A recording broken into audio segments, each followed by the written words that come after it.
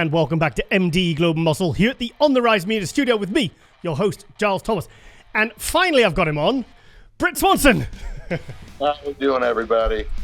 Brett, you totally threw me there because I was going to get my green tea and you rang us and I was you sent me all confused there. So, but Brent, thank you so much for coming to MD Global Muscle. And we had a few conversations because recently you've had some laser eye surgery. Do you want to tell us about that? Yeah, so pretty much I am going to be 37 years old here in June. So been doing this bodybuilding thing for a while. It's just kind of taken me a little bit to get to where I want to be, which for me, it's all about the process. I don't do it because I'm a pro. I have a normal job like I do just because I love the sport. So I've been a type 1 diabetic since I was 3.5, almost 4 years old. And that just takes wear and tear on your vision. My A1Cs are always really good. My blood sugar is stable. In 2020, I had a lot of blood pooling in my left eye. Come to find out there's a retinal detachment, and I had to go through a series of 4 surgeries. Yeah, I'm glad I didn't YouTube what they actually do during those surgeries, because my biggest one was like a 7-hour surgery, and it's gross. But if you're into that, go ahead and look at that. But I'm glad I did because it's very intrusive. Took about 8 to 9 months to totally get my vision back in my left eye. I had to sleep upright for I think about 40 to 50 days, because if I laid down, then it could, disattach again. Wow. People, when that happens, they have to lay down like 23 hours of the day, but mine tore differently. So the doctor says you need to stand up, which I think I had the lesser of two evils because I am a very active person. There's no way you could have had me down on a bed for 23 hours because there's just no way. Like you would have to tranquilize gun me to keep me down there. So anyway, that one was healed. At least we thought as good as it's going to get. My vision's never going to be perfect. I can't really see peripherally. It's still kind of wonky in my left eye. And then come to find out, I have my right eye, which is my good eye. I woke up last Friday with blood pooling in my right eye, which freaked me out because that's how this one started. So I'm like, oh no, here we go again. So I got into the doctor. They said that my blood vessels were just hemorrhaging. So they said we need to take care of this pronto. The retina is still attached. So I had laser eye surgery on Wednesday, which I was awake for that. It was about a 15-minute procedure. Definitely not fun, definitely pretty painful. And then they said come back in 30 days, and we're just going to make sure there's no new blood in the eye.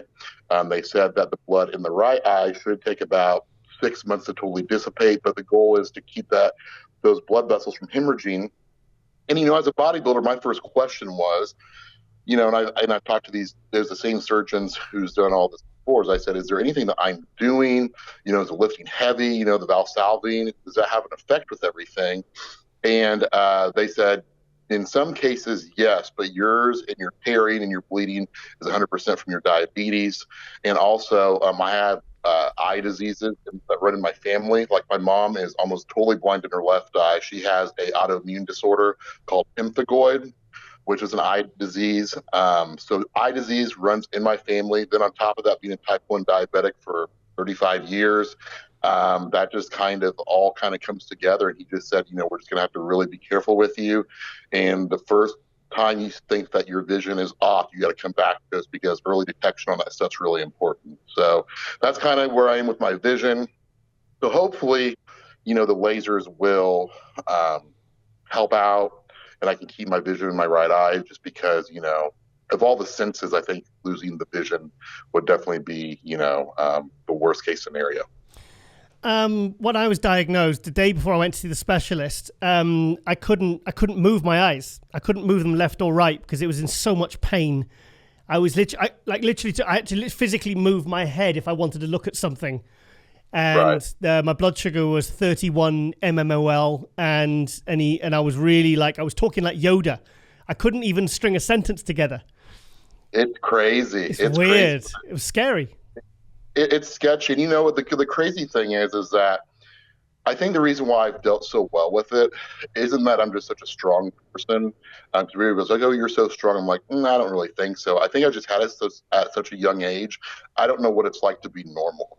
So, like bodybuilders especially who dabble with insulin, and things like that, they'll complain, oh, my blood sugar is getting a little low, and their low might be like 70. You know what I mean? Yeah, And they yeah, might be a little bit off. And yeah. I'm like, bro, like my blood sugar varies all throughout the day. Hmm. And, you know, I think it'd be funny that if I didn't have diabetes and my blood sugars were stable, I'd probably have all this energy that I wouldn't know what to do with. Like, oh my gosh, like this is what, you know, normal's like, you know? So, you know, it is what it is. You know, you're just dealt the cards that you're given in life, and you just got to make the most of. You just got to make the most of it.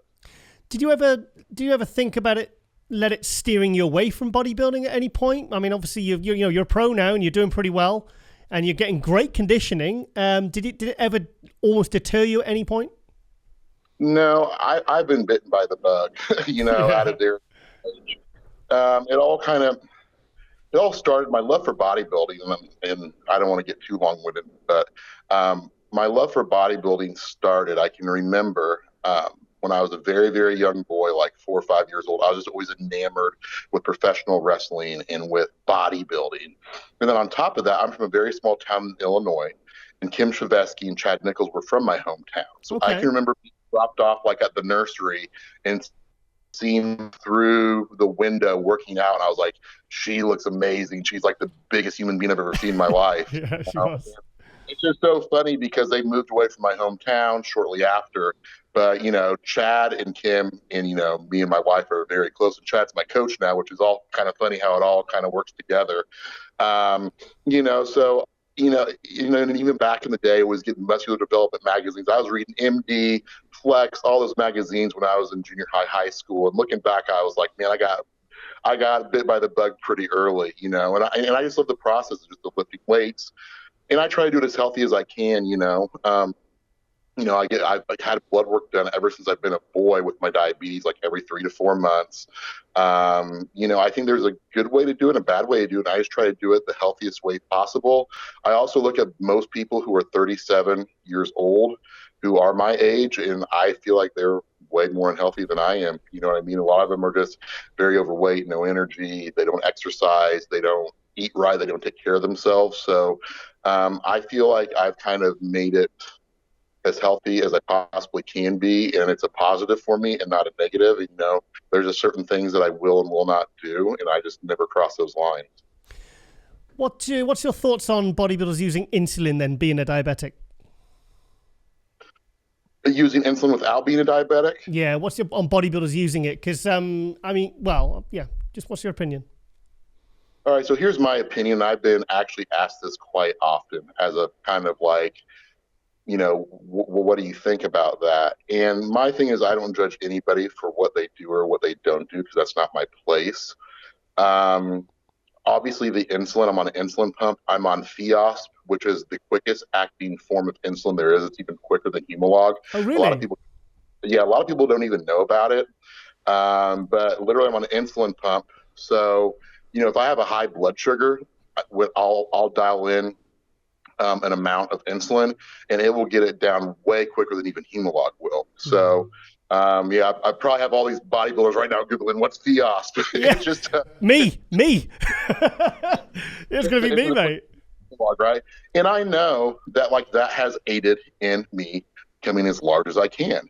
So I've been asked a question: if you could, which is I think it's so silly, is that if you could not have body build, not be a diabetic and be on insulin, not be as big as you are, would you do it? In a million percent in a heartbeat. This disease sucks. Nobody wants this disease. This disease is horrible, right? Like I'd rather be just normal size, 30 or 40 pounds, you know, leaner and healthy and not have to deal with this disease and not be blind in my left eye almost and not have all these, you know, side effects that come on with, being a diabetic. So for me, I just wish that I didn't have the disease. And if I'm not this big, so be it. Who cares? There's more to life than that, at least for me. I do this as a hobby. You know, it's my passion, but it does not define me whatsoever. Now, bodybuilders who use it, like I said, I have no issues with them using it. I just hope that they're smart with it because you hear a lot of horror stories.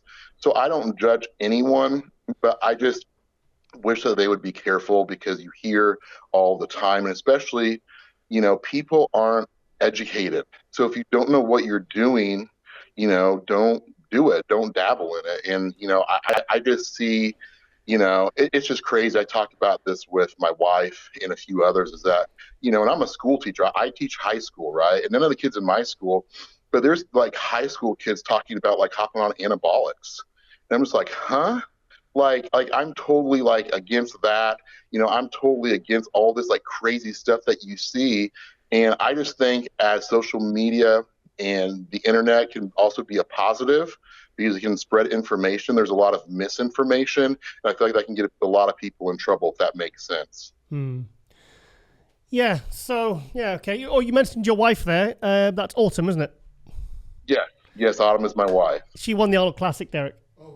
Yeah. So they're both competing. So Yeah. how is Autumn anyway? Because obviously she was competing. She won the Arnold Classic. She was doing really well, and I kind of haven't seen her around for a couple of years. What's the story there, mate? Yeah, so it's funny. She went to the Olympia 5 times. She got one top 5, and the other 4 times she was in the top 10. So she's never got the top 10. Won the Arnold, and got 5th at the Arnold. Won the Chicago Pro, Tampa Pro. I don't know. She has so many titles. It's great. And it's funny because as she was winning and doing that, I was still in the national scene and, trying to work my way up. And I was just like, if I could just ever turn pro and step on a pro stage, And so between us, and I guess everybody watching, she is going to try to compete either at the Toronto Pro, which is 2 weeks after the New York with me. Oh, wow. Okay. Between us, she's getting older. Older for a bodybuilder. She is 2 years older than me. So in June, she's going to be 39. I'm going to be 37. And we don't know how much longer we're going to do this. I'm not saying that this is going to be my last show, but we just don't know. So, now that we can do this as a husband and wife, and we're kind of on the same level, we kind of want to try to do it together. She'll probably hate if I say this, but I'm going to say it anyways, is that she's really pushing hard because she would like to do the Pro as well. When she's 2 weeks out, we will make that decision, and if she's ready, cool, let's go for it. If not, she won't. And we had this talk yesterday because now I'm back doing her diet and everything, just because she didn't want to hire a coach because she's gone through all of them, and she's had some really great coaches, but it's just sometimes easier when it's us. And she said, well, do you think I can be ready? And I would give her probably a 20% chance of being ready by New York. But if she's not completely ready, then she's going to wait 2 weeks and either do Toronto with me. And if I don't decide to do Toronto, then she's actually going to do a show in Omaha, which is easy for us to drive to just for the simple fact that we're in Illinois. And it's about, a 5 to 6 hour drive. So the goal is New York. And if not, then we're just going to kind of go from there with her. So you must have prepped together before, though. Oh, yeah. We've prepped together before. Smiling. Smiling. We've been together. So we've been together since I was 20 years old. And she was 20 years old. Yeah. So we've been together forever. Even before I could, get into a bar. Not that we drink or anything, but I wasn't even 20 years old yet. And we met through bodybuilding. She was in a magazine, and that was when Facebook first happened and popped up. And you actually had to have like college email to even get on it. And I messaged her, and then we started messaging each other back and forth. She lived about 5 hours away, and my sister was going to med school actually in a town next to her. And just one thing happened to the next. And, here we are today about, 17 years later. So. Wow. Fantastic. And you're both pro. Yes, we're both are pro. So last year when I did Indy, being your first pro show, you really don't know what to expect. And she has a new job right now. So last year, that's why she didn't compete. She kind of wanted to be there for me. And honestly, I didn't know how I was even going to do it Indy. I knew I looked good, and we were going for broke on conditioning because that's what kind of is my calling card. Yep. And it was so funny because one moment I would wake up and I said to myself, man, I'm going to get dead last. I'm horrible. And the next one I was like, I think I look halfway decent. And then on my pro debut to be in the top 5 with 4 other Olympians, that just validated that okay, let's try to keep going with this. But if I would have competed and got dead last and got my socks blown off me, then, at some point you just got to kind of know when to be done. And not that winning's everything, because it's not. For me, it's about the process. But I at least want to feel like I'm competitive and can compete at that level. If I look like, I shouldn't be up there, then I don't want to embarrass myself. So when I got top 5, at a strong show, like I was very happy, and hopefully, here in a few weeks we can repeat that and maybe even do a little bit better here at New York. I mean, I saw your progress pictures and your conditioning is already now at this point. I mean, you wouldn't disgrace yourself now if you stepped on stage. Right. But, for me, never be, I don't have, it's funny because when you're at this level, you can nitpick everything, right? So, when I'm talking amongst other pros, like my conditioning is what I'm known for. I just get crazy peeled because I just suffer my butt off. I feel like a lot of guys today, not to knock on anybody, but they don't push as hard. Like they just simply don't, because that's all it is. And, but my shape is always what kind of knocks me. But the more conditioned I get, the more my waist comes in. Yep. Better of a V shape I have. And actually this year, which I'm weighing 10 pounds more at this point last year than I did this year than I did last year. Wow. And I've done side-by-sides and posted, and my conditioning's as good or maybe even a touch better. So I really don't know how it happened. I just listen to Chad. Hard work, obviously. But, it's just funny because if you were to ask me, at my age and how long I've been doing this, could I put 10 pounds of muscle on in a year? Because I hate when people say that, because I'm like, it's probably like 2 to 3 pounds of muscle and 7 pounds of fat. But as we start stripping the fat off, I'm kind of like, I'm substantially a little bit bigger in the right area. So it's fun for me in that way, because you can never know how you're going to place, because that's up to the judges, not up to you. But just the look that I have, I'm pretty proud of right now. I'm not all the way there. I want to keep getting tighter and keep getting, just shrink wrapped looking. But I got to say, I feel good for being, 26 days out. So is Chad happy? Chad's very happy. Yeah, there you go. Chad, that's all that matters. yeah. You can tell when Chad gets happy because he starts calling more. Okay. So how did it? He'll give you a plan, and then he'll like voice memo you.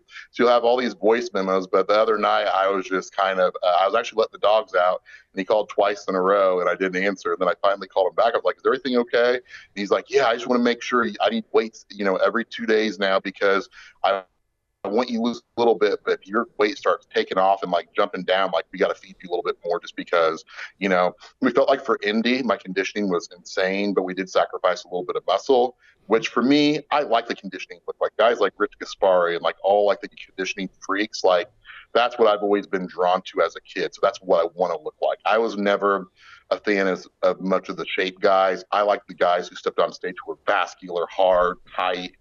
That's just me too. That's me. Me too. And then when you go through that and you know what those guys go through, like it's not easy to get. That's why a lot of guys can't get that, right? So I know I'm not a shape guy. I have good size. I have good conditioning, and that's just what I got to bank on and hope the judges like it and hope the lineup. It's all about the lineup. Hopefully I stand next to some guys who I look good next to, so I can place as possible. But, you never know until you step on that stage and, see what you look like compared to other people. Well, I always say conditioning is the great equalizer. And for me, it's what makes it more of a sport than a beauty pageant. That's the sporting element. When I won my first show, I was probably the smallest in the lineup, but I won straight first because I was the best conditioned. Right. Exactly. And, you hope, and everybody has all judges, obviously, they all have a set, criteria that they judge off of, but I know what judges like my look better than others. So obviously I'm not going to name those people, but I hope that the judges who are like me and you, who love the conditioning and appreciate it, I hope they're the ones who are making the decisions, come game day. But they have a I think judges get knocked on way too hard. They have a hard job to do, and I think they've done a really good job lately with all the shows, and they do the best they can, and usually 99% of the time they get it right. So yeah. No, I totally see. There was a few decisions in the last year and a half. I wrote about it in my MD column, and I said, is conditioning not such a big deal anymore? Because you have Brandon Curry last year winning the Arnold, not the most conditioned guy. Keon Pearson, Akeem Williams, both winning in Tampa, not the most conditioned guys. Samson at the Arnold Classic won straight first, yet he wasn't the most conditioned guy. I mean, compared to Nick Walker or Rami or, like, say, Sean Clarida. And I was wondering, and I had a bit of a discussion with Milos, and he's saying he wanted it to keep going that way. And I was kind of fighting against him because I said, well, look, that's what, like what I just said, conditioning is what makes it a sport. That's the thing that you have to work for. You can have good genetic shape. You can be genetically gifted at being able to build muscle, but conditioning, that's the thing that you have control over in that 12, 16-week prep. Exactly. And, I've beat a lot of people who I shouldn't have beat because of my conditioning. There you go. And you know what I mean? It's just kind of, and I even wrote this yesterday in a post, is that when you see a bodybuilder, great shape, great structure, and you see him from the front, you're like, whoa, like he's awesome. And then you always wait till they turn to the back. And when they turn to the back, that tells a story, because if they have soggy glutes and they have fat on their obliques, like they didn't suffer as much as other guys did. I'm not saying you got to be fully strided, but you need to be hard enough to be a conditioning guy. I don't like when, they take guys who are clearly out of shape and they put it ahead of the guy with the conditioning, because if you're a guy like me who doesn't have a 28-inch waist, right? Like there's not a way that I can beat them then, and I'm not saying that guys would be as conditioned as me to beat me, because they don't. If you have a good shape and you're conditioned enough, you're probably going to beat me, right? Yeah. But if you're clearly out of shape, that's just kind of when I scratch my head and think, And with bodybuilding, you have, it's ebb and flow. It's ebb and flow, and I think that's healthy. You know what I mean? And you have to judge what's up there. You have to judge the physiques that you have and how guys look in the lineup and things like that, which obviously I'm a big Nick Walker fan. I don't know Nick. I know him through other people, but the free conditioning is what I like to see. So at the Arnold, that's what I like. So if I was a judge, I would probably favor that, right? There you go. Yeah. I think that with Samson and that issue, when looking at all the pictures, and again, I wasn't there live. I was there live, but I was working. I wasn't watching. And I think the thing with Samson is that he was hard enough to beat Nick. Yeah. He was not going to be as conditioned as Nick or as hard as Nick, but I think he was hard enough to where the judges thought, they gave him the nod. At the end of the day, I don't think they got it wrong, because I understand where they're coming from, because he was in shape. He just wasn't as, rock hard as Nick, so. I mean, it's like comparing Flex Wheeler to Dorian Yates, isn't it? Two completely different types of physiques. Exactly, and there's beauty in them both. We're all created differently. We all have different strengths and weaknesses, and when you put the best guys in the world on a stage together, like that's the beauty of bodybuilding. You have some guys who are, conditioning freaks, and you have other guys who are shape guys, and I think there's beauty in both. And it's sometimes when you have a lot of different shapes up there and you have a lot of different conditioning levels, I think that can be very hard. If you put you all look the same up there, I think that's when it kind of becomes easy, right? Because if you have in your top 5 or top 6, however many you call out, if you have all shape guys, you have all conditioned guys, it's kind of like easy, like boom, boom, boom, boom, boom. But let's be honest, at the Arnold, you had guys with totally different heights, totally different structures, totally different conditioning. And it's kind of like, what do you do? What do you do? You know what I mean? So I think, honestly, if I was a judge, I would have had a harder time judging the Arnold Classic than I would have the Olympia. Because I think the Olympia and that top call out, the physiques were more of the same. Whereas the Arnold, you had Sean Clarita and you had Big Randy. It's like that, wasn't it? It was up and down. Awesome, right? They're both great people. They're some of the best in the world, but it's kind of like, wow, like how do you judge that? how do you compare like Andrew Jacked at 6'2" to Nick Walker? I mean, I had Nick Walker behind Andrew Jacked on the first day, because I just, that's my own preference of physique. But like you're saying, like Samson and Nick Walker, I mean, it's kind of like Rich Gaspari and Lee Haney. You got a short, shredded guy with not a good a structure. Then you got this guy with this unbelievable tiny waist and this huge mass, but not as hard. How do you judge that? I think that's when you really, and like, again, I'm not a judge, but you have to go back to the criteria of, and go by that, and which way do you want to take the sport? And the thing is, when you have physiques, and that's why I think it's funny, because everybody's arguing back and forth, is that you're going to have people who are in, Nick's corner who are fighting for Nick in that look, which that's awesome. You're going to have guys who are, fighting, for Samson and in that corner. And I don't think I think that's healthy. I think it's healthy to debate, and I think it's healthy, to have those discussions because they're two totally different types of physiques. So based on as a fan, what you like, you're going to fight for that guy. Mm-hmm. But at the end of the day, the judges, I think they do a great job. Is that they just have to go back to the criteria. This is our criteria, and then go from there. So let's go back to working with Chad. How did that come about, and when? So Chad, I have always kind of talked to Chad. Probably, I did my first bodybuilding show when I was 20 years old. Okay. So I've been competing for 17 years, and I've always talked to Chad here and there. And then Autumn worked with Chad for the Olympia that she got fifth in, and for the, I don't want to get this wrong, for the Chicago Pro that she won.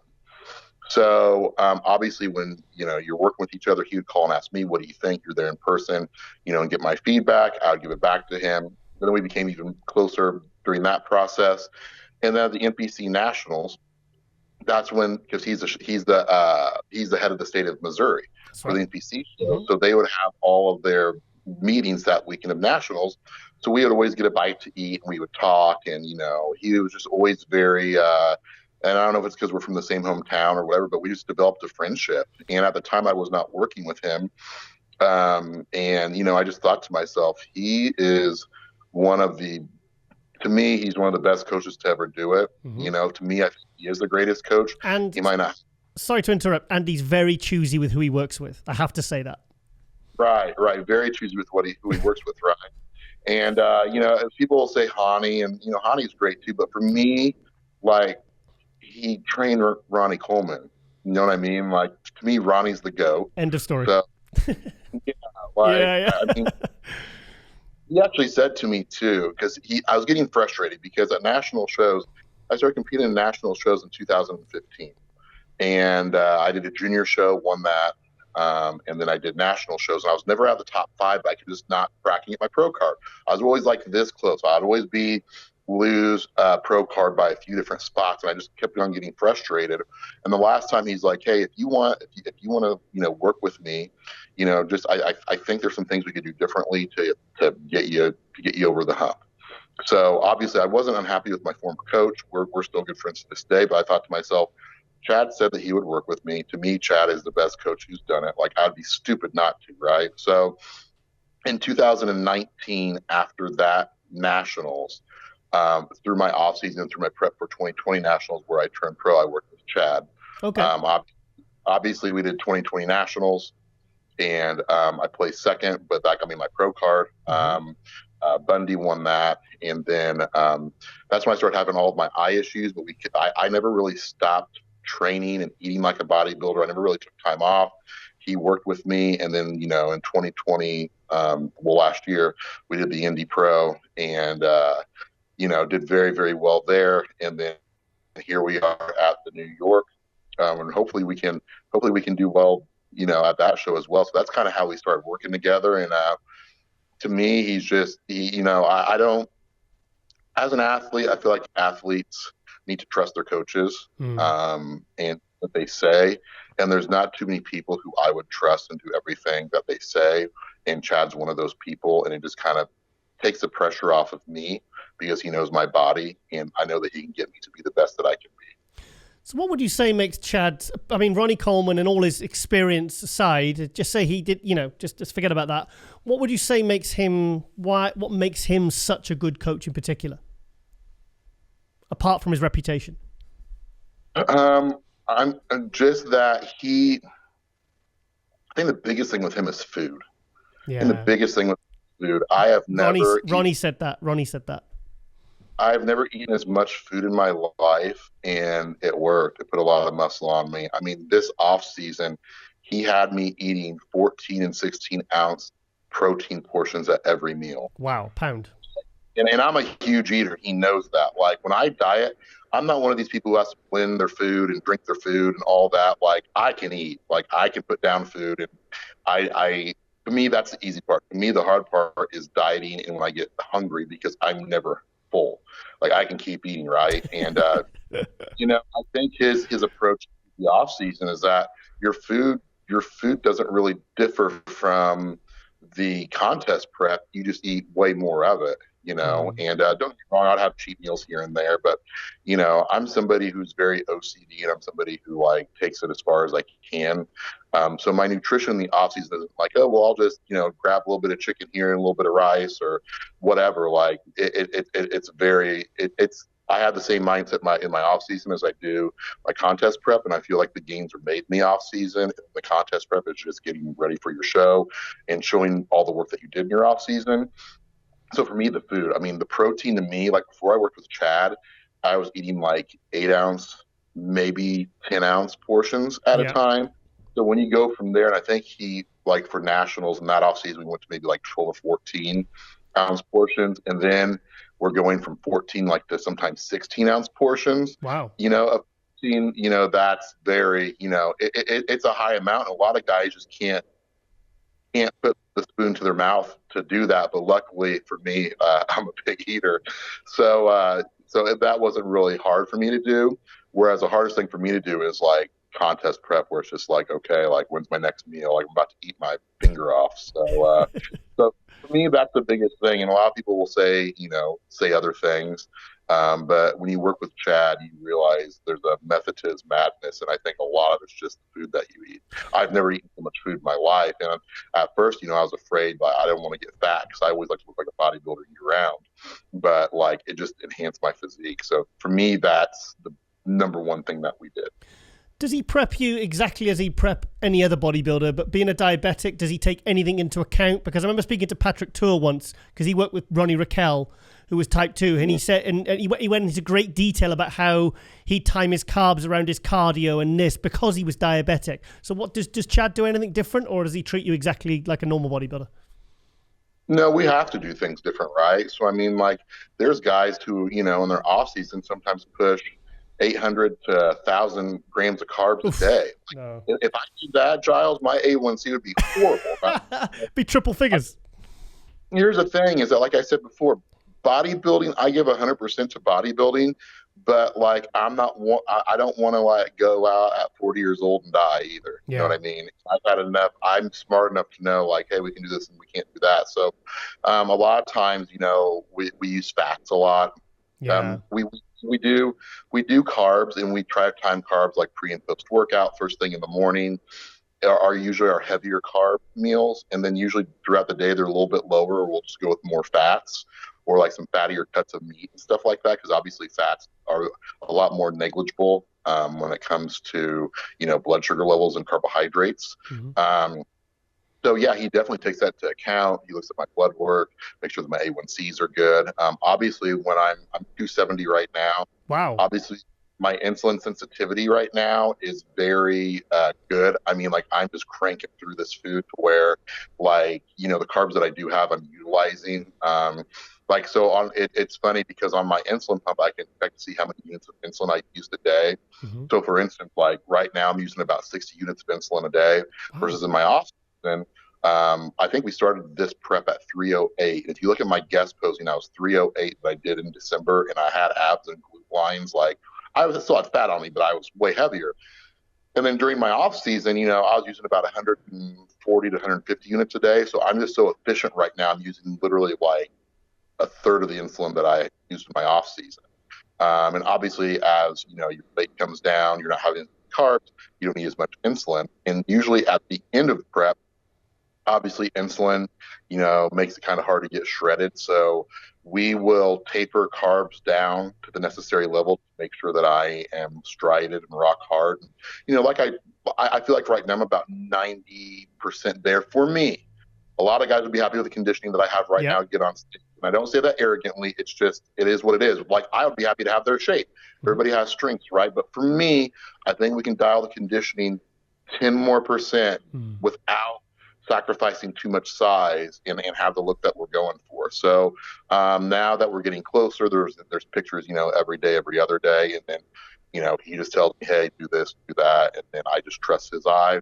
You know, this isn't our first show working together. We've worked together now for 4 years, which, you know, I just trust him and I just kind of go from there. But to answer your question, in a very long-winded way. Yes, he does treat me different. We have to watch certain factors, just for the simple fact that, I do have a life-altering disease and a life-altering medical issue. Are your levels fairly stable on prep? Yeah, my levels, right? My levels are way more stable on prep than, Wow. during the off season, because the off season, like, there's more variables and I'm not as efficient, right? I'll have more spikes in Yeah. my off season. Sometimes they'll just spike and I don't know why. And then I'll have to dial in the insulin. But the good thing about using that Theos insulin is that it gets it back down very, very quickly. So then I'm back in range, right? In my prep right now, I mean, if I had I'd probably need to get my A1C checked just to see where it's at. Typically, my A1C as a type 1, and this is good for a type 1. For a type 2, you can probably get it even tighter. But for me as a type 1, I'm always in the low sixes for my A1C, which is good. Well, my doctors are very happy with that because many people are way, way above that. But I bet right now if I had my A1C checked, I'd probably be in the high fives, which for a type 1 is very good for your A1C. So yeah, they're very, very stable right now. The only thing that I have to watch out for is that I have to plan my cardio and plan my weight training because I need to be on the higher side of normal.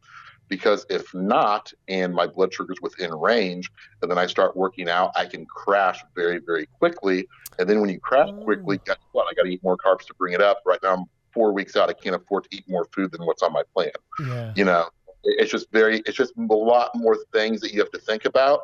But to me, that's normal. Like, I've been doing this my whole life. So to me, like, I don't think, oh, this is a burden, because I really don't know any different. It's just, hey, I know I'm going to do cardio at this time or lift weights at this time. So I need to make sure that my blood sugar is about this level, because if not, then I'm going to get into trouble.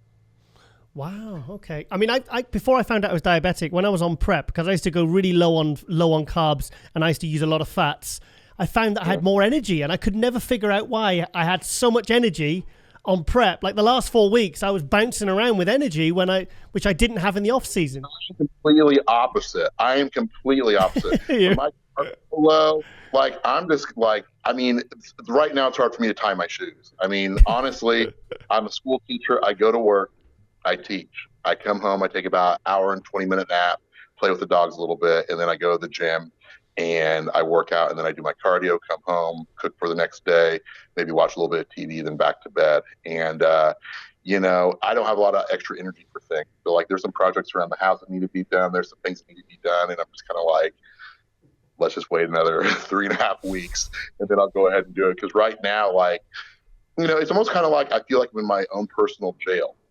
And I think a lot of people maybe feel like that on prep, to where, it's like you only have so much energy, and I want to make sure all my energy is going towards bodybuilding. So, like, a lot of extra things to do, it's just like, wow, that'd be cool to do, or that'd be fun to do. But I know that, like, I'm going to be exhausted later on, and I'm going to have a 2-hour training session later on. So I wish I was somebody like you who had energy off that. When you bring my carbs down, I'm just kind of like, whoa, like, this is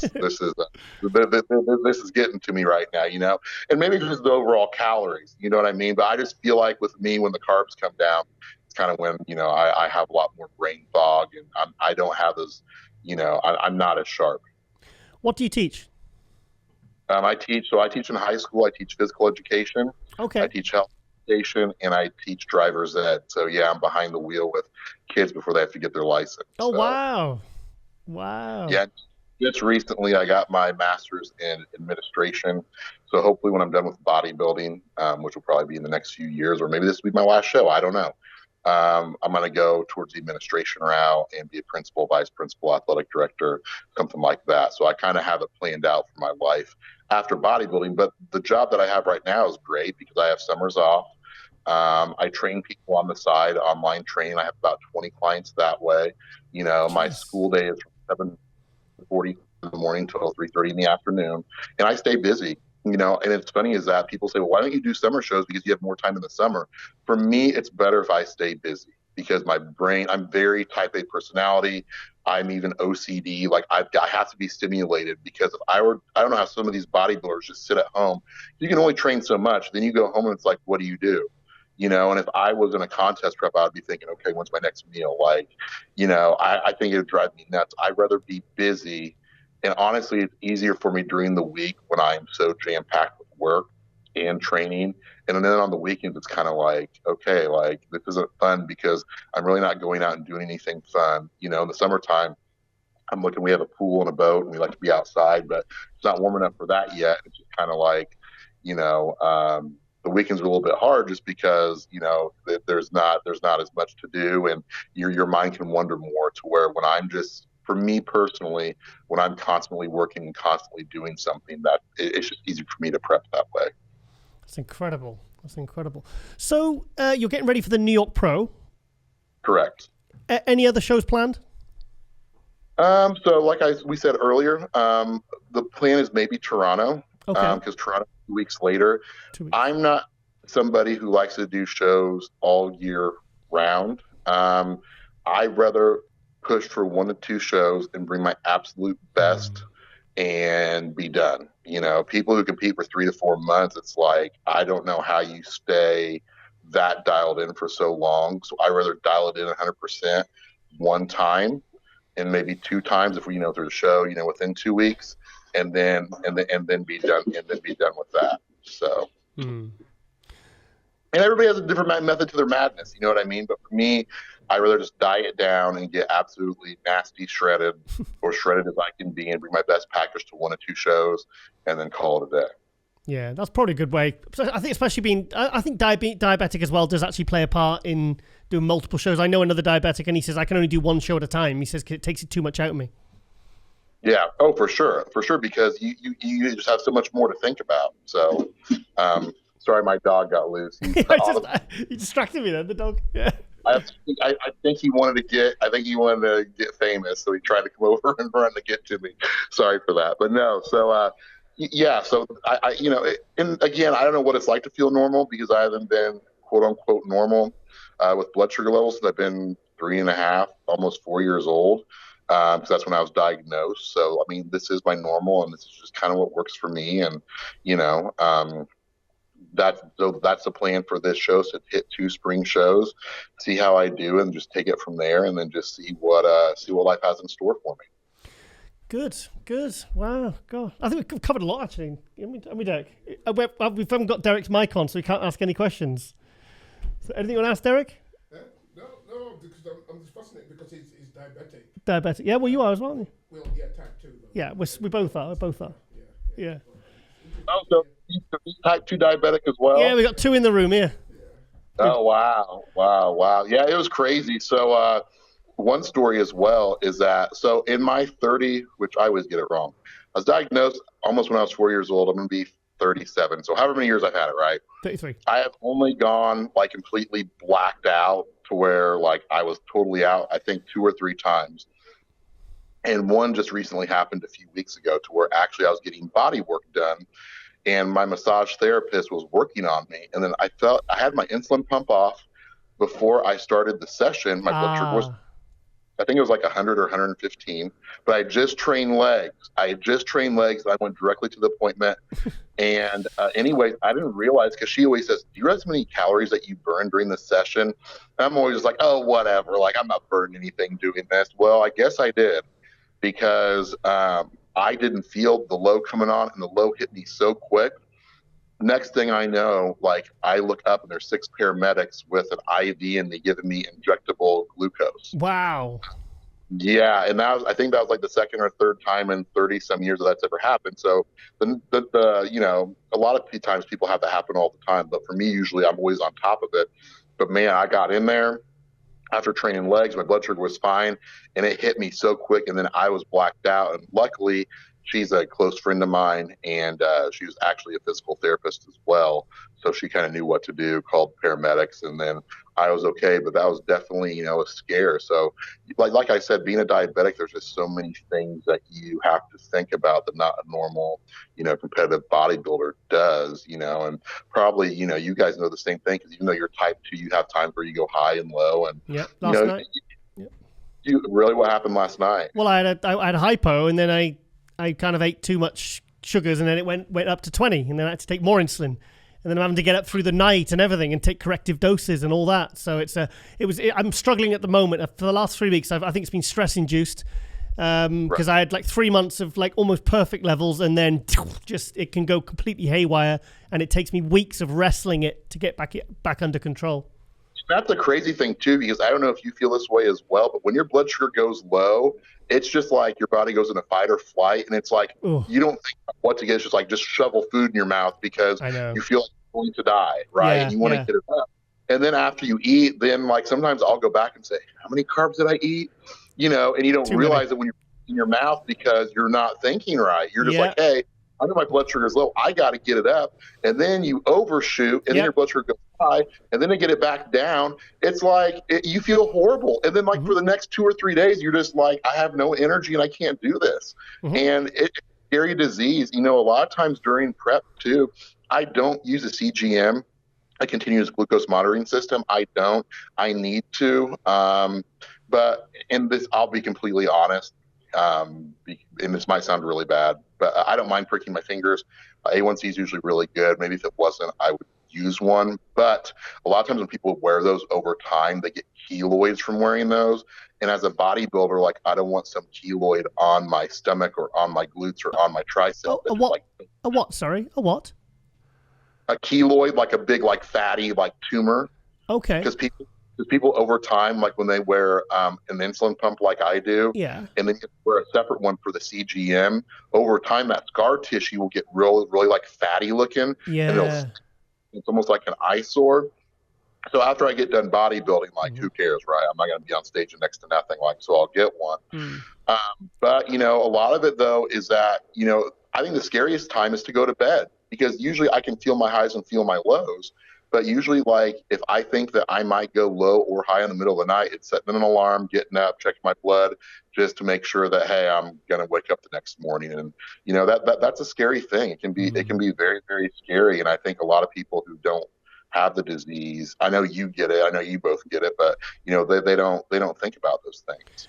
Well, you know, when I was emceeing in Ireland, and I had some white rice, and I went to take my insulin to cover it, and the pen didn't work properly. It wouldn't click. Oh, no. So 20 minutes later, I'm having a heart attack. That's crazy.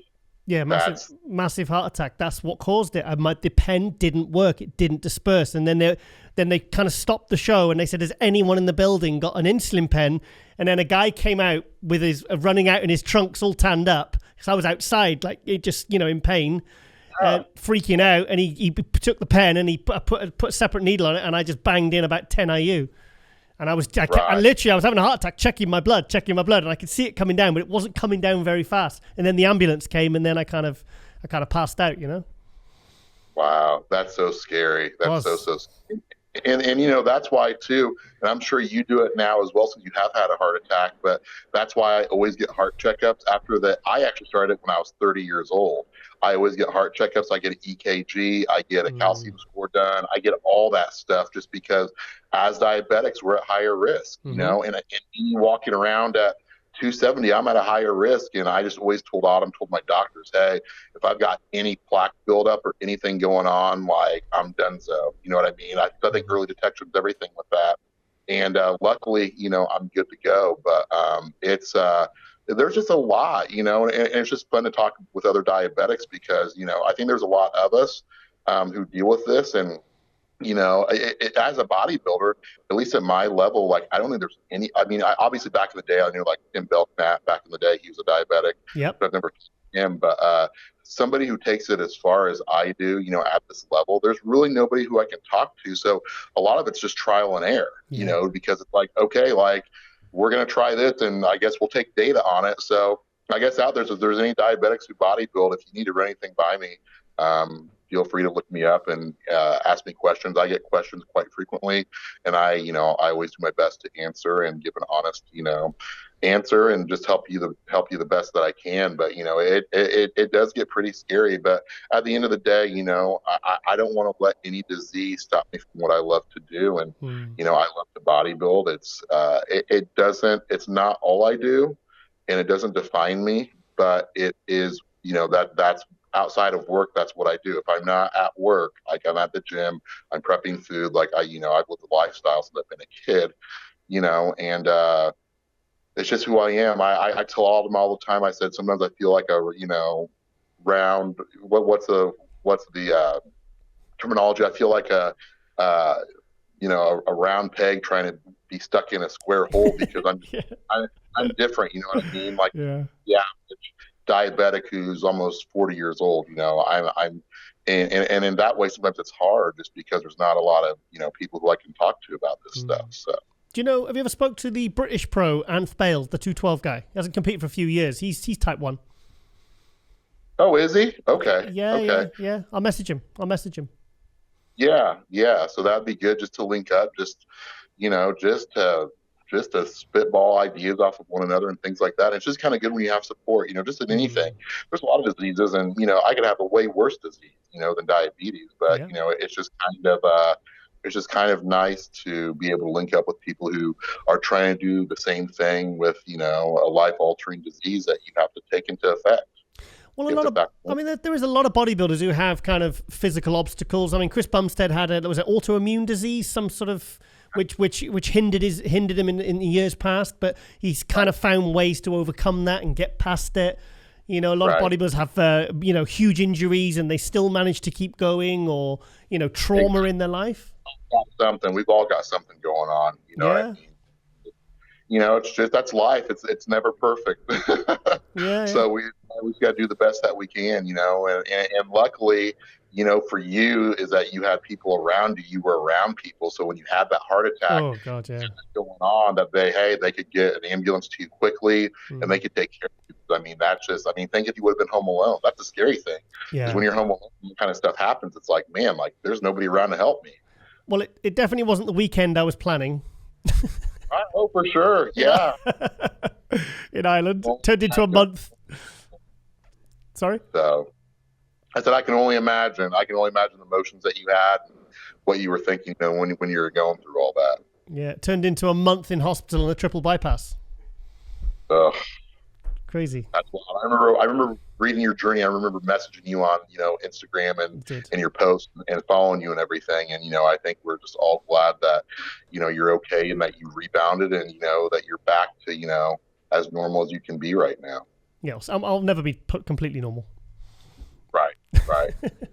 In many ways. By the way, it could be worse though. Yeah. Oh yeah, it could be a lot worse. Yeah, like you said, I could have been by myself or, anything like that. So, Brent, before I let you go, mate, anyone you'd like to thank? Any sponsors? Any people in particular? Yeah, so my sponsors I'm actually wearing their shirt, Muscle Leg. They're a great brand. We've been with them literally for, I think, about 10 years. They're great people. I've been with some other supplement companies, but right now we're just with Muscle Leg. For me and my morality, I'll never go behind something that I don't take. We use egg whites every day. So, I mean, we love the product.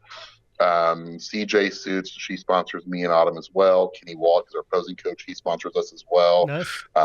Protan's our sponsor. They sponsor us as well. Wow. So we have all of our bodybuilding, we have all of our bodybuilding corners covered. So that makes, it's not a cheap sport. So, when you have people behind you and who've stood behind us for years, it makes it a little bit easier and a little bit, it takes a burden off of us a little bit in order to do what we love to do.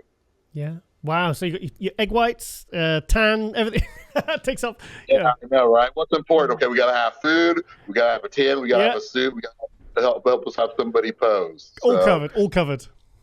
Yep, all covered. You got to have all your bases covered in this sport. So awesome. And are you going to be attending the Olympia this year? Hopefully. So usually always at the Olympia, always at the Arnold. We're always there working Muscle Leg, and if Autumn's competing, then I'll work and then I'll be there.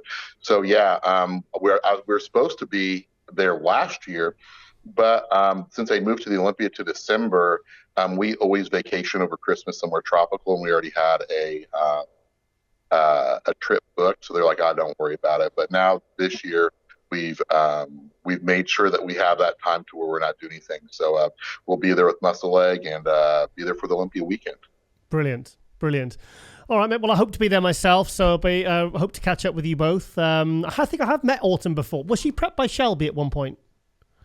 Yes, Shelby. Yeah, we love Shelby. That was a great experience. Shelby's a great guy. I've actually got a photo because I was sat on a table. I think it was the 2019 Olympia, and someone tapped me on the arm and he says, "Hi, Giles, I'm Shelby." And I'm sure Autumn was sat right with him.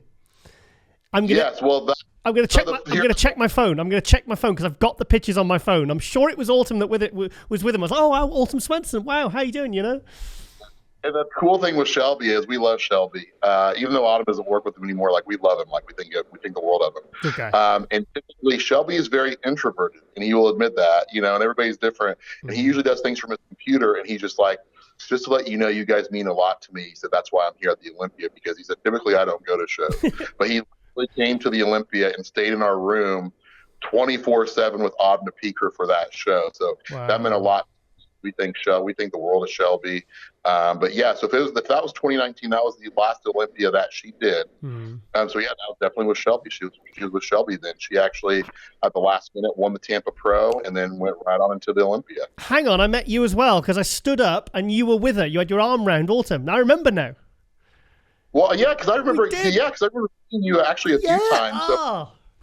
You meet a lot of people, so I'm not really a famous bodybuilder. You know what I mean? So I definitely get it. But yeah, I definitely remember meeting you a time or two before because we're always at the Arnold and Olympia and things like that. So, and I'm actually pretty good friends with Ron too, Ron Harris. So cool. I think I actually have met you a time or two with Ron as well. So. Yeah, no, I remember because it was by the food court at the expo where the show was, and I was like I said, Shelby introduced himself, then I met Autumn, and then we were stood up, and then I think you were talking to Ron actually, and then you and Autumn, and you introduced yourself, and I said hi. I think I definitely have photos on my phone because I've got photos on my phone going back to 2017 on my phone, so I'll check afterwards and I'll send them to you.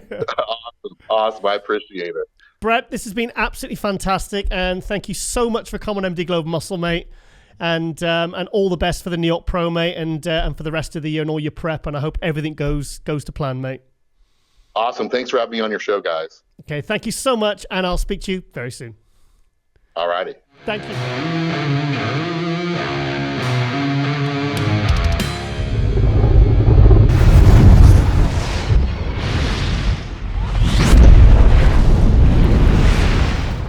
Okay, guys, and welcome to Hot News for episode 28, season 5, MD Globe Muscle. Joined this week again by our main man, Derek Clark, in the house. How do you do? Good to be here. Yeah, thank you, Derek. Also, I know we've been doing a one guest format for the last couple of weeks, but I had a bit of a viral infection a few weeks ago. That's why there was no episode a couple of weeks ago. But we will ramp it back up to 2 or 3 guests. Now I'm kind of feeling a lot better. Started back training yesterday, so I'm feeling much better about things, and also brings my stress levels down as well, which obviously is the silent killer, isn't it, Derek? Certainly, it's the silent killer. I don't know. Only one heart attack a life is enough for me. Yeah. Enough for anybody. So anyway, Derek, how have you been, mate? I've been great. Yeah, back in training myself. You're looking big. Looking big. Yep. I'm trying to get back up there, turn everything back up. Are you switching to yourself? Turning everything back up and everything. So yeah, I'm glad to be back in the gym and everything.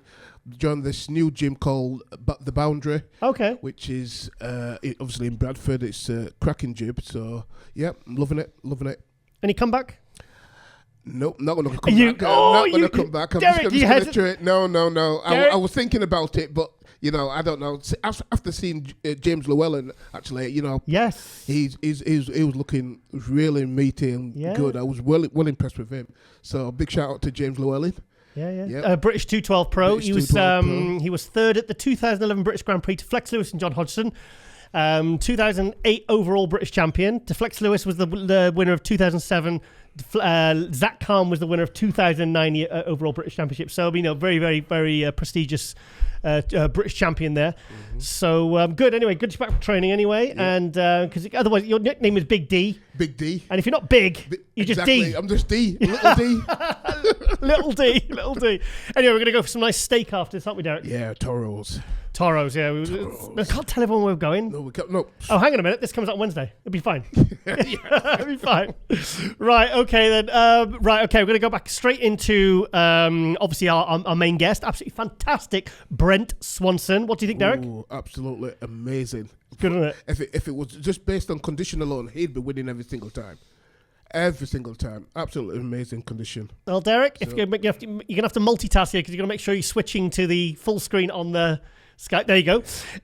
Yeah, that's him at, I think he's like 5-6 weeks out there. Oh.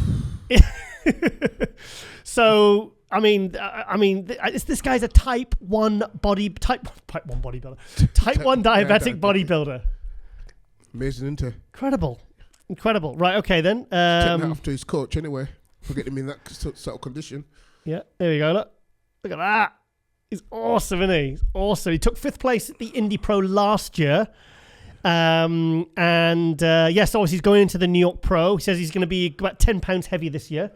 So he's a big lump. He's like 270 there. He's over 270. So he's quite tall as well. He's quite tall, yeah. He's carrying a lot of thick, dense muscle there. Very, which we like to see. But kind of like a Branch Warren type physique, isn't it? Really, just thick and gnarly and dense, shredded. Yeah. Hard. Yeah, he's no Flex Wheeler. No. But condition-wise, you can't fault him. That is absolutely amazing. I wish I could get like that, honestly. Hang on. Oh, shit. What am I doing? I've pressed the wrong thing there. Oh, hang on. There you go. Oh, it's the same pose. Both pictures. So let's have a look. There's one of his dogs. I think that's the dog that tried to jump in while we were talking. Happy 10th birthday to literally the best dog, myself, and Autumn IFBB. That's Autumn Swansen, the women's physique pro who won the Arnold Classic. She's been top 5 in the Olympia. Brent said she's done 5 Olympias. And also might be making a comeback this year at the Toronto Pro, where also I really hope that Brent does that as well.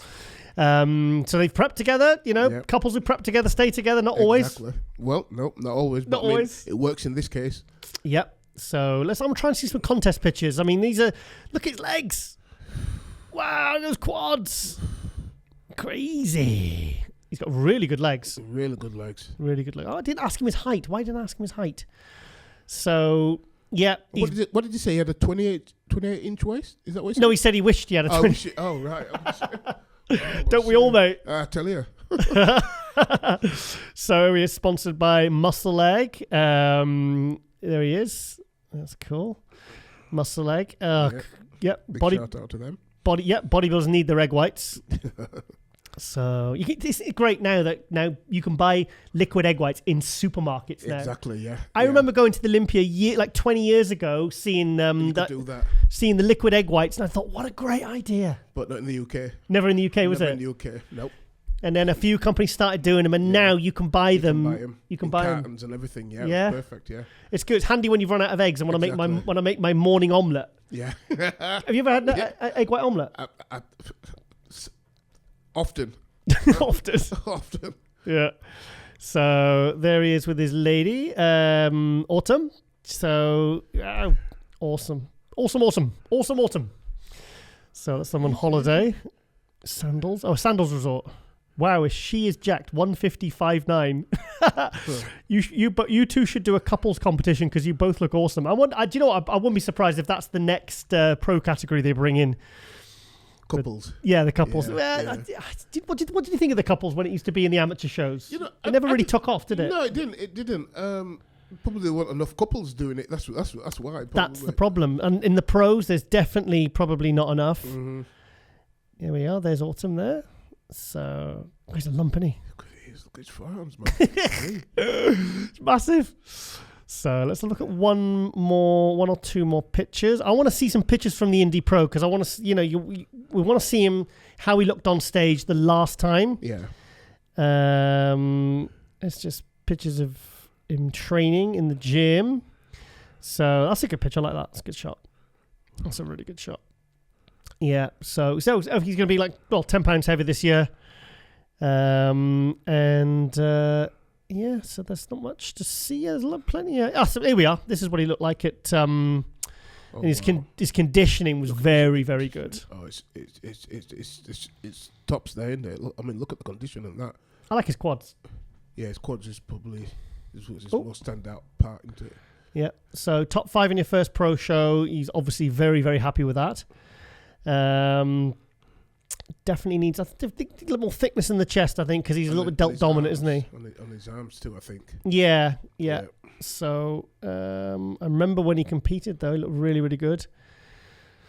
So that's from the Indy last year. Obviously, the Indy's not going anymore. The Dave Bowers, the promoter, decided to, because he's got other, like a haulage company, and he's got a big family and stuff. And he was a fantastic promoter. Still keeps up with the sport, but he says he's done with promoting now. No.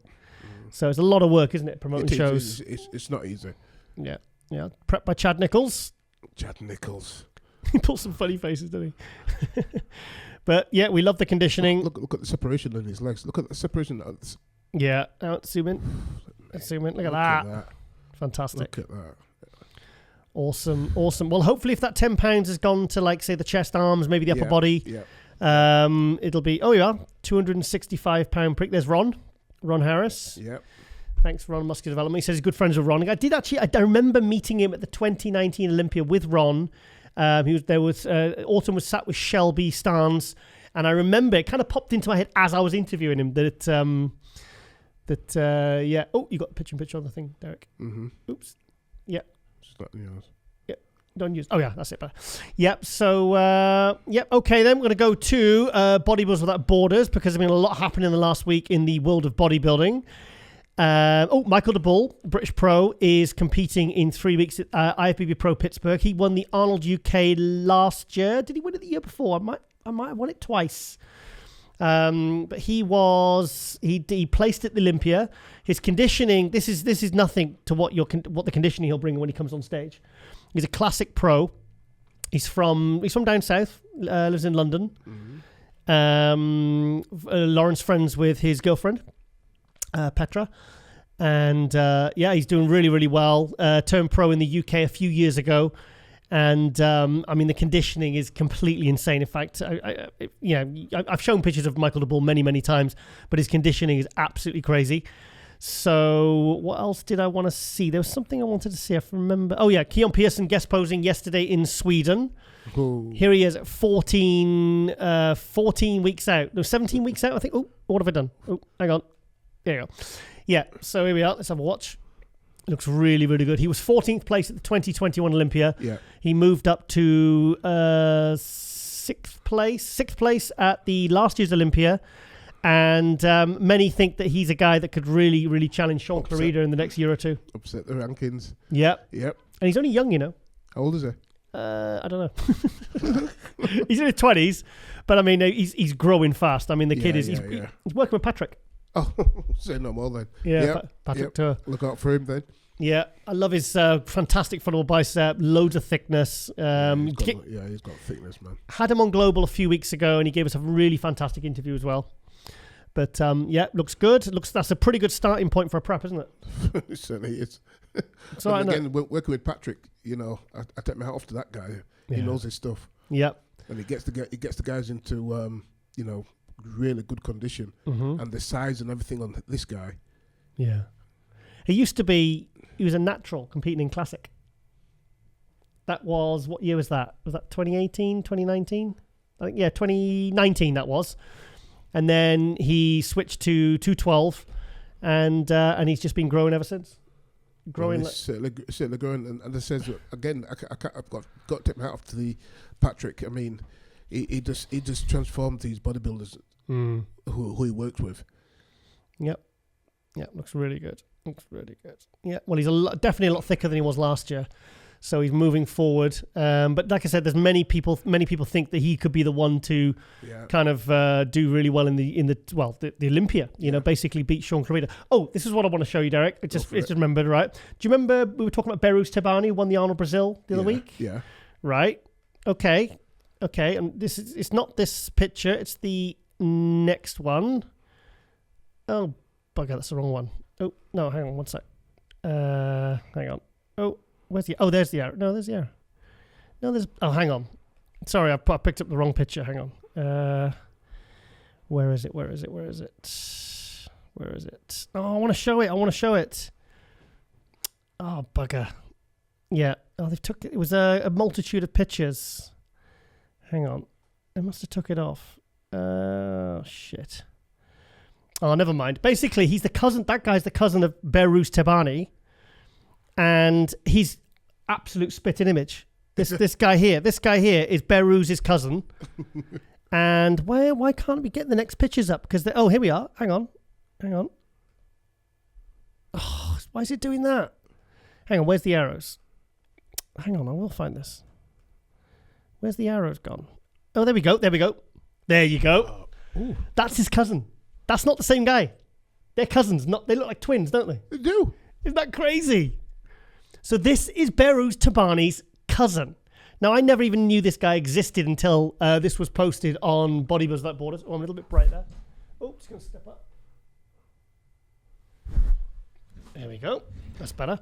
Yeah, so, that's his cousin. They got very similar physiques, haven't they? Very similar physiques. Yeah. So... They could be mistaken for one another. Yeah, look at... hang on. Very sensitive. There, look at that. Oh. How's my brightness now? Am I okay? Am I looking a bit bright? Okay? You look good in there. Okay. Okay. Yeah, so I couldn't believe this. So I need to find more out about this guy. Mazahir Tabani is a cousin of Behrouz, same genetics. Will we see them together on stage? I think is... Oh, hang on. Seems Mazahir is Behrouz's nephew, Uncle Behrouz. Behrouz is so humble and very polite too. So far, my favourite Iranian bodybuilder. Oh, don't let Hadi say that. But so I don't know whether he's pro or I think I read that he was pro in the other federation, but we don't talk about. But so I'd like to see him compete. Yeah, in our federation then. Yeah, I would. Yeah, exactly. I'd love to see him in the pro league, and wouldn't it be cool to see two cousins on stage? Oh, two, right? Yeah. You know. Yeah. So. So yes, that's awesome. Yes, that was a real shock. That was basically what the main reason I wanted to come to this page. Today is the NPC Sweden. We're going to come to that right now, actually, because that is where Lauren is. Because I was supposed to be doing the live stream commentary, but my passport didn't come in time. No, I'm so absolutely gutted. Downer. So yeah, tell me about it. I was gutted. So, but Lauren went and represented us. You know, as the pro host, because obviously we do pro host live stream commentary. We've done it in Romania, Prague, Spain, you know, for all the different promoters in Europe, Hungary, forget where else. And so Lauren's gone there, obviously, to do the commentary for a lot of the female categories. She's been doing that with Branch Warren. All right. Okay. Mina Papagelati and Ashkan Agili doing a fantastic job there for GASP for NPC Sweden. Excellent. And it's such a good show. There's such nice people. And Lauren's been having an absolutely fantastic time. She's been doing some interviews backstage. And she's just been having a blast, ringing me all the time and messaging me. And and they've been updating the Instagram a lot. There's going to be 8 new pros today, 8 pro cards given out. But go to NPC Sweden, check out the standard, and also check out the attention to detail that these promoters go to for their athletes, the backstage. I mean, it's incredible the effort they go to for the athletes. Yeah. And this is why the show is twice as big as it was last year, same venue. Yeah. And I mean, they really looked after us as well. And we were like obviously there working with them. But I want to try and find something backstage if I can. Where's Lauren? She's obviously, where is she? Oh, hang on. No, see, this is the green screen. There's Branch. There's Ashkan, Mina. This is where Lauren was sat. So, that's where we were sat last year. That was when Martin Fitzwater came up and they took our headphones off us. They were guest posing, him and Keon. They took our headphones off and put them on their head. And then they started hitting poses. And you actually see a picture of me do like a Matrix back bend. because I could see like Martin's elbow come up. And I could feel the air. He literally brushed past my chin. He would have knocked me out. He would have knocked me clean out, Derek. So I was very lucky not to get completely knocked out there by Martin Fitzwater with a flying frontal bicep. But so I'm absolutely gutted I can't be there this year, but we will be back next year, definitely. I mean, unless I have some more passport problems. But this guy impressed me, the conditioning guy. I'm assuming this guy's classic. Is he classic? Yeah, they got the classic shorts on. Can we zoom in? No, we can't. Oh, yeah. There you go. Look at that. I'm sorry. I'm going to disagree with Milos. I like conditioning. I'm sorry. I'm a conditioning guy. I'm a conditioning snob, self-confessed. That's especially classic. You can't compete in classic and not bring condition, Derek. What is your opinion, Derek? 100%. Definitely. What was the best condition you ever brought? Oh, I think it was... Microphone. I think it was when I did the Mr. England against Ernie Taylor. Yeah. Ernie Taylor, wow. Taylor, back in the days, he got... 95? 95, 96, yeah. Do you know that the 1995 British Championships that Ernie Taylor won was my first ever British Championships? Was it? Yeah, and I went and sat next to it at the Wembley Conference Centre. Yeah, that's right. Ernie Taylor, Jamin Azar, Leonard Sensor, Alex Georgiev. Yeah. What a top five. What incredible. And there was 20 heavyweights, and they were all massive. They were incredible. And you were in the light heavyweights. And that picture out there, the black and white picture above the dartboard. That's the one off the show, isn't it? It's your chest and abs in the picture in the lineup, because I did like a side arty black and white shot. So I've got a picture, basically, I got a picture of Derek up on my wall. So in the kitchen, just above the dartboard. Yeah. Yeah, the bullseye. Yeah. So yes, what we're talking about. Yeah, Ernie Taylor, man, what a legend. Oh yeah, definitely absolute legend. Yeah, so you competed against him, yeah. He did. He beat me. He got first the prize money. Yeah. I think it was 1,500. I think it was. Microphone. And I got 1,000, so it was, nice. It was good. It Won was a grand. Won a grand. Sorry, better. Back in the days, 1996. As we say, better than a kick in the dick. Oh, too right. It was well appreciated. Nice. Right. Okay. Here's Branch Warren with Keon. Okay. He's a lump, isn't he? Yeah, he's a 212. 212. And he's still way under 212, when he competes. He's like 20, I'm sure he said like 204, 205.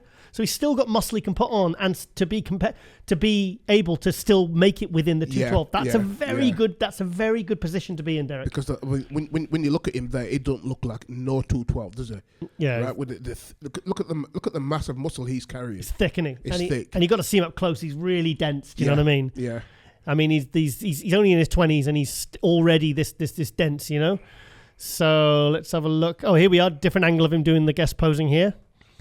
But I'm so gutted I couldn't make it to the show. But and we had to cancel next week, Amsterdam. We had tickets for Five Finger Death Punch and Metallica. Oh, I know. with two friends of mine, and me and Lauren are going to go. We're going to go to Amsterdam, have a really fun weekend.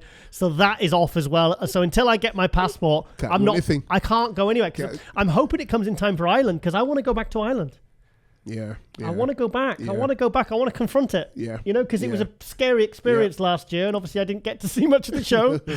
But I want to go back. It's something that's symbolic for me, Yeah, of course it is. So hopefully, fingers crossed, the old passport comes back. But so passport office, please get your ass moving, please, because I really do need my passport. So okay, what else we got? I love. All these pictures I've updated on here. Pretty much all the ones I've shown have all been posted today, because obviously it's the day over a 2-day show. Yeah. Here we are. There's the heavyweight bodybuilders, super heavyweights. So good standard, really good standard. And I tell you what, the Swedish, they bring really good conditioning as well. But then again, it's actually multiple countries competing here, so these guys kind of look a bit Nordic. Do you know what I mean? Yeah. So look at that, great conditioning. Yeah. So it definitely, the show from what I've seen was definitely more competitors than last year, because the thing is, when these promoters and these kinds of teams, like the Gas team, put on these kinds of events, word spreads all around Europe. Yep. And competitors, I'm sure, I forget where they said how many countries were competing, but people coming from all over Europe to come and compete, the NPC Sweden, and just the care and attention. I mean, look at all this. This is what they give to the backstage. See, promoters, this is what you have to do. Look after the competitors, and they'll come through. Exactly. They've got you can have free photo shoots backstage with a photographer. Look at that. Free free. There's all weights. There's a full dumbbell racks. All these things, drinks, foods, donuts, everything's all free to the competitors. That's how you look after competitors. That's how you get competitors wanting to come to your show. Thank you, Derek. It's 100%. I mean, I've been in shows where there's no mirrors, there's no bottles of water. No, yeah. Being there. My first show, there was no toilet facilities, and they said, well, you're going to have to go through the audience. And I said, well, I don't want to go through the audience. I've got my tan on. Yeah. So I did go in a bottle of Evian under the steps. And I didn't want to, but I had to. What I'm going to do? Walk on stage and wee myself. Exactly. So, I mean, this is the level of, attention to detail. Look, look at this. Free studio shoot. And this is a good photographer as well. Yep.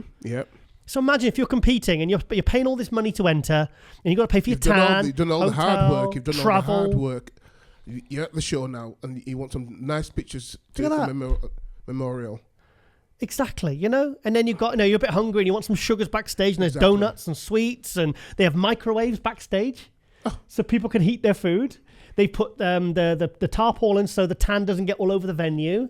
You know, because sometimes I remember the Newcastle City Hall, the Naby Universe. Yeah. They said they banned bodybuilding from ever going back because they've obviously got tan everywhere. Yeah. But you know, like these people are thinking so far ahead. Yeah. You know, everything's taped up, so no mess. I like this kind of attention to detail because at the end of the day, if you're a competitor, you're going to go back. You're going to tell other people, aren't you? Exactly. Especially in the era of social media where they'll say good things about the show. You know. Yeah. So I mean, look at that. See, look. So there's no tan on the floor at the venue, and look how busy it is. You know. So yeah, no, that's definitely what you want. I hope that there's quite a few promoters watching this and taking note. And look at that. Plenty of competitors. Oh, yeah. Plenty of competitors. That's really good. So, and I know there's lots of categories. And look, you can watch the show backstage on the screen. Lots. And also there's a camera on the live stream host as well with green screen backgrounds. With all the graphics, so there's all the branding. Yeah. Thing is, these are the kind of shows you want to sponsor as well. Exactly. You know, because the quality of the quality of everything, from everything, from backstage to front stage, it's there. And Derek, the live stream's free. So they were paid for us. They were paid for us to go over hotels, flights, everything. And, you know, they look after everything. And then they give the live stream out free. They got 3-4 hosts. They put us on a rotation so we don't get stale. I mean, it's incredible. So NPC Sweden, guys, anyone in Europe looking to compete, you know, I think they've got another show. I'm sure they've got another show in October as well. So please go to NPC Sweden or npcsweden.com or go to the gas page. And please check these guys out because I fully recommend them. Lauren's just been like praising. She did last year. I mean, I saw it with my own eyes last year. But you know, I mean, look at that. Look at the beautiful medals. Yeah, look at that. Yeah, that's the competitor medals. Yeah. Bronze, silver, gold. You know, that's nice. all the competitors get gift cards. You get goodie bags. Yeah. You know, so I mean, look at the trophies. Beautiful. Yeah. You know. And I'll just show you one last thing on here. And there is Lauren. Yay! See, that was me, but I changed into Mina. Laura, do you know what? Laura was sat the other day and she went, "Oh, Giles," she says, they've erased you. I said, "What do you mean?" She says, "Well, they've taken you." I said, "What are you talking about?" And she said, the post for gas. I said, "Well, of course they're going to." I said, "They've got to get me replaced." So luckily, thank you, Mina Pagilati, fitness pro. She's doing the Masters Olympia as well in August. She is over 40. Yep. She's done Olympia. She's won many pro shows. Very good fitness pro. She was an American gladiator. She's a powerlifter, champion powerlifter. This woman is a complete athlete. Absolutely incredible. She's an all-rounder. And she's been looking after Lauren as well. So, and there's my lovely lady, Lauren Lotter. So I've missing her very, very much this weekend, as you can imagine. So I've just been pining and watching lots of superhero films, watching Justice League, Batman Begins, candles on, blanket over me and the ginger cat, Mayo. So sat there crying into my red wine every night. So anyway, thank you, Lauren. I'm sure you've done a fantastic job. I did check in on the live stream. She is so good on the live stream. Yep. Because originally, when I went to Spain the first time, I think that was the one that Nathan Diasha won. I think Ruli was second. And I said, Lauren, just come in on the women's classes. And then I brought her in on one of the men's classes. And she did it, and then she went to go, and I said, no, stay. I said, can you stay for some of the other classes? I said, because this she brought it to life. We're really, I'm really bouncing off you here, you know? Yeah. So, and she's actually really knowledgeable on the men's class as well. I think through like producing this show and being involved with me and everything and involved with me. She's got an eye for it, hasn't she? Yeah, she's got a really good eye. So, and this is why we've been asked to, back to Hungary, Prague, Czechoslovakia, Romania. We've done twice Romania. They want us to do the Masters Olympia again in August. Oh, right. For the same people, Jake and Alina. So obviously they're very, very happy with the job we're doing. But so I'm really happy that Lauren stepped up there and made the trip over. But anyway, I think Michael Johansson, the owner of Gasp, has got his own coffee. Oh, is it? Look, free coffee for all the competitors backstage. Look at that. Oh my God. I think that was when I started crying when I saw that there was free coffee. Because I love my freshly roasted coffee because I'm a complete coffee snob. Oh, wow. Lauren drinks instant. Oh, disgusting. So I mean, like little things like this, and look at the dressing tables with the lights on for the ladies. When they're putting the makeup and hair on. Fantastic. To see little things like that. They just think that people are gonna, rather than just going into like an empty room backstage, and you just, I mean, I remember Lauren said she did a show once, and in between categories, they put all the competitors outside. like in their bikinis. You're joking. Yeah. Well, yeah. No, it's just so. The attention to detail for these NPC Sweden people is absolutely second to none. So please. Round of applause for them guys. Yeah, round of applause. Yeah, well, thank you. I mean, I'm diabetic, but I can appreciate a donut. Yeah. Oh, yeah. I'd probably die if I ate all that. Oh. No, or I'd have to take. So, look at the selection they've got. They've got loads of stuff there. A lot of carbs. Yeah. Well, yeah. A lot of sugars. Yeah, but they've got everything you need. I mean, that to be honest, this looked like my kitchen after I'd done a show. I remember I would just eat sweets constantly. I remember buying them, and it gave me so much pleasure just to buy them. But I didn't eat them after the show. I didn't eat it. Really? No, I didn't want it. The pleasure of being able to buy it was ace. Wow. I remember on the day of one of the fourth or fifth show I did, and I had a cooler box full of dessert, and I was getting tanned up, and I was drinking custard.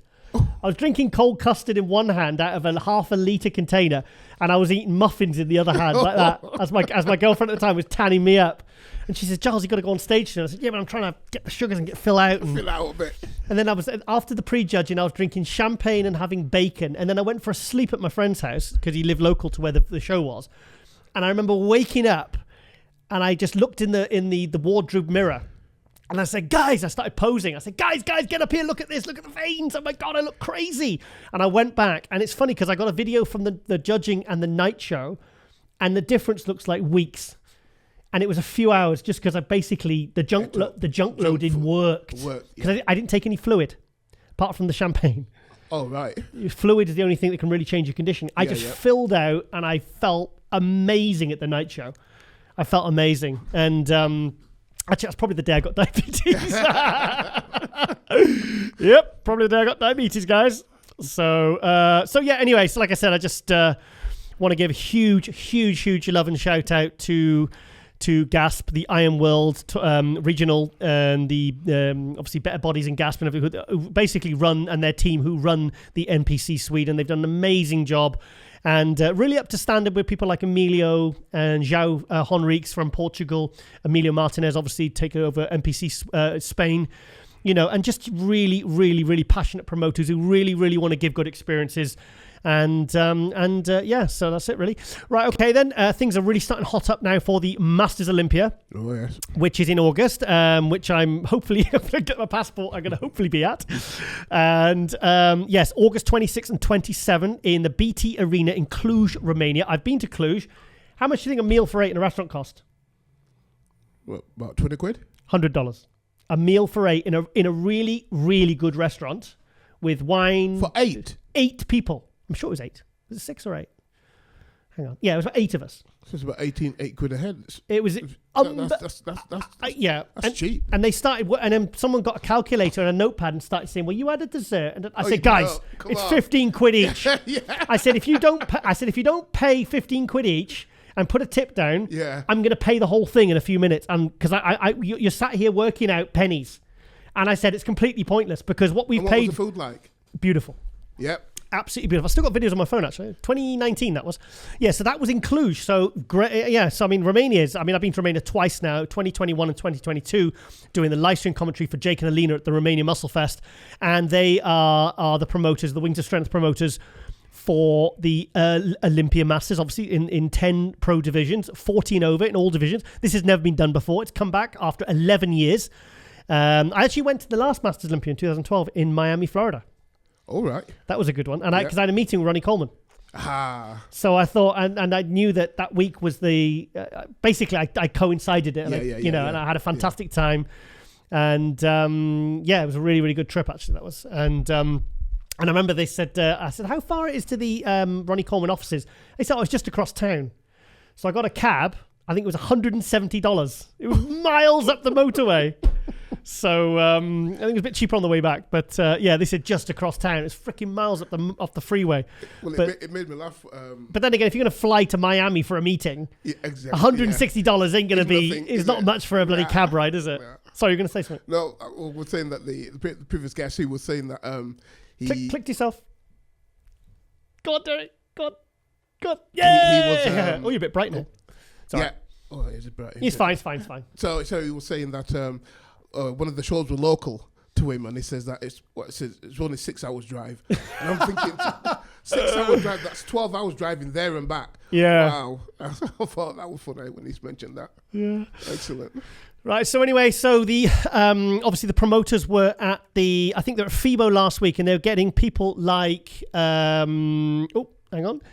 like Sean Clarida and obviously all the promoters, basically getting them to hype the show and start, because now, but also on Monday on the Olympia Instagram, several of the presenters, including Alina, Tarek, I think Chris Cormier as well. I'm sure he was on there. They're going to announce who the competitors are, because they're allowing 15 in each division. All right, okay. But there's also going to be an amateur Olympia as well, and they've already got 400 entries. So it's going to be a huge amateur show, and then you're going to have the 10 pro classes with 15 competitors in each through all over 14 over. The only one they don't have is wheelchair. Oh right. So yeah, so that's that like a pack weekend then. Oh yeah, so weekend. I can't wait. So I'm sure my passport will be here by then. Otherwise, I'm gonna smuggle myself in somehow.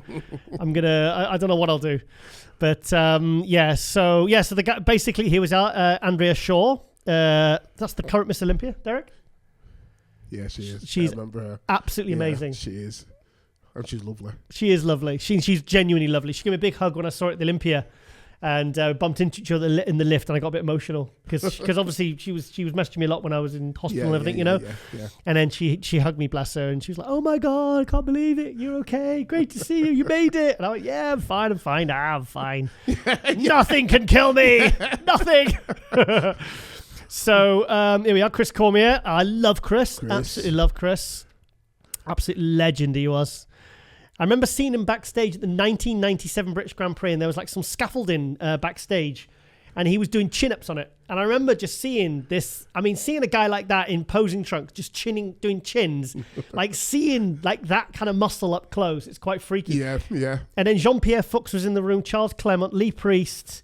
And then I went down the corridor and I saw Vince Taylor, who was posing in a Cybergenics cap and his sneakers. And then I went into one of the end rooms, and that's where Kevin Nerone was. Oh, right. He had his own room. As soon as I saw his leg, I knew he'd won it. You're joking. I knew he'd won it. I'd never seen him that big, never that freaky before. And I said, "Kevin, can I get some photos, mate?" And he says, "Later, baby, later, baby." Yeah. So anyway, I came out and I went back in, because I came out obviously in backstage because I was press pass. I was doing it for Muscle Mag. Yeah. And I walked back into the audience, and everyone was like, what? And I had this look on my face. And the judges looked up as well. And I said, "Guys, game over." They said, what? I said, Lavrone's won it, mate. No, nothing is touching Kevin Nerone. He came out and he just blew everyone away. Kevin Nerone was first. Chris Cormier was second. Nasser was fourth, who just took second to Dorian. Third, I think it was Dillette. I think fifth was Ronnie Coleman, and I'm sure sixth was Lee Priest. Wow. I think Charles Clement was like seventh or eighth. I mean, that tells you the kind of lineup it was. Yeah. But, God, I love those Grand Prix days. I mean, they're absolutely amazing. But the good old days. Yeah, I went to 92, 93, 94, 95, 96, 97, 2000, 1, 2, 3, 4. And then it stopped. And then I went to 11. And that's it, really. So, so anyway, so things are really oh, here we are. This was it. Yeah. So this is the announcement on Monday. By the time you watch this, we will know who the competitors are. So I'm really hoping we get like a one or two big names in there, because William Bonac and Brandon Curry could do this, you know. Yeah, okay. Yeah, they're at that age. They're 41, I think they are now. Yep. So, but the thing is the prize money going to be enough to entice them? I don't know.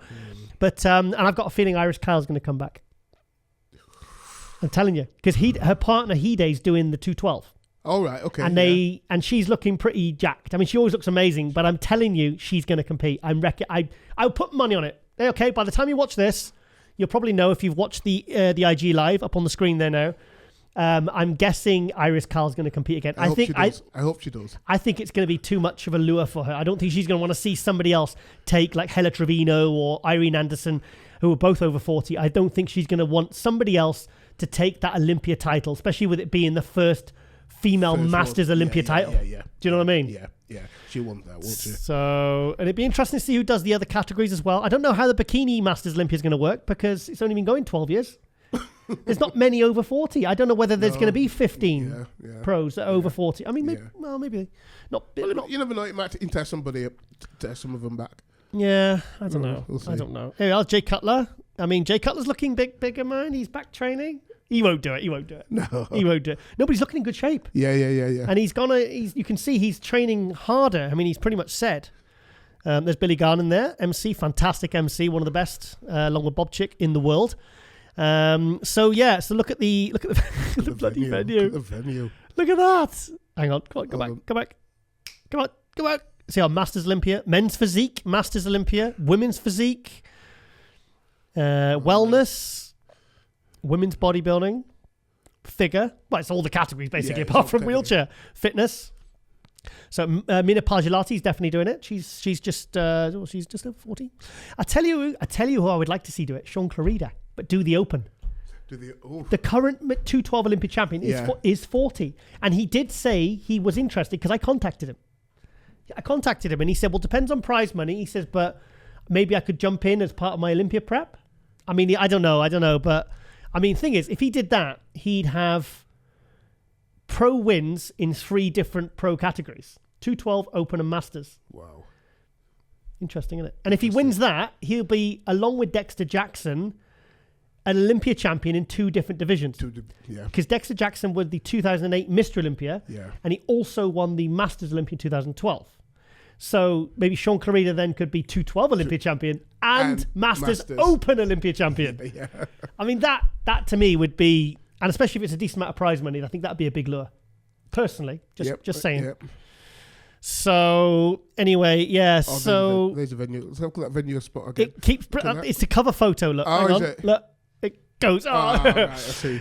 So it's like on a reel, you know. Yeah. But so they're really the hype now is really starting to build for this event, and and I can't wait to get over there. And also, if we are definitely doing the live stream commentary, because we have been asked, they said, are we available? And we said yes. We've not heard anything back yet. I'm going to drag Jay Cutler. I'm going to put the headset on him, and I'm going to do live stream commentary for the Masters Olympia with 4-time Mr. Olympia, Jay Cutler. I'm going to be here. Lawrence, scoot. Go on, scrat. Yeah. I was like, come on. I need to, come on, just give me 5 minutes, dear. We've got a VIP in the area, so I have to move along now, dear. Move along. So that's that's an opportunity I just cannot possibly give. I can't possibly turn that down at all. So obviously by the time you watch this, we will know the full list of all the competitors, because basically people are being allowed to apply, and then they select 15. Oh, right. Is that how they're doing it? Yeah, the committee, or whatever, the Olympic committee, the organizers will pick 15 of the best competitors. So there you go. Right, okay then. I'm going to quickly finish off with... there's Lauren's pictures. This is when she went out for dinner last night with Branch Warren. This is Lauren sat in the back. There's Keon Pearson. And there's lovely lady Lauren. There's Alex Small, the British fitness pro. And there's Mina Pargelati. This was on Friday night. She sent me the pictures, so I thought I'll post them up on MD as well. And the Power Hour. This was last week's, but we've got a new Power Hour. Myself and Ron recorded last week, which will be out on MD. So please check that out. Go check on the MD YouTube account. And and that's pretty much it, guys. Also, check out the latest issue of Muscular Development. Fantastic article there by Chriso. And what was I writing? I didn't have a feature in this one, but I've just got my column. But so check that out. I'm talking about... this is where I talk about Sean Clarida doing the Masters Olympia. All right. Okay, so I'm not bullshitting. I did write about it. So I would love to see him jump in this, because imagine if he wins the Open. I know Kamal's doing it. Is Kamal doing it? And I think Kamal's going to have to do the Open because he's too big for 212 now. He's outgrown a 212. Right. So imagine if Sean Clarida and Kamal, 212s, Olympia champions, go in the Masters in the Open. Now that would be something I'd be very excited to see. Yeah, very interesting. Very cool. Kamal came to your gym, didn't he? He did. Yeah, I'm Brandon Curry. I'm Brandon Curry. Get a camera yourself, Derek. Camera yourself. Two reigning Mr. Olympians. What was that? Gemini Gym when I had it. Yeah. Yeah, back in 2020. March 2020. That was before the pandemic. It was, wasn't it? Just before the pandemic.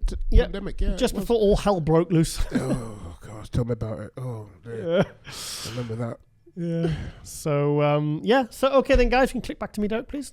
We'll finish off. Oh, there we go.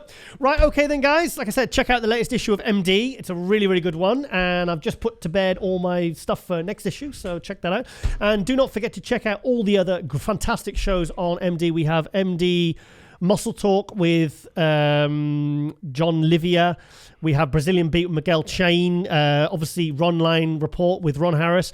Power Hour, myself, Ron Harris. And we have special guests as well, like Miguel and Milos Sajev we've had on. Milos is your favorite. My favorite man. Yep. And Alcohol, Kryptonite for Gains. I don't want to hear that. And yeah, so like I said, Buff Bombshell, obviously, we're doing a little bit of filming there as well. Lauren's show, which obviously covers all the female divisions. So, okay, guys, and that is it. And also, do not forget to like, share, and subscribe, and hit the notification bell. And that is it, my friends. We will be back next week with more MD Global Muscle. A big thank you there to my main man, Derek Clark. We're going to go off to Toro's now. We're going to eat lots of steak until we're sick. Okay. Okay, guys, thank you for watching. Thank you for supporting. And ladies and gentlemen, we are out.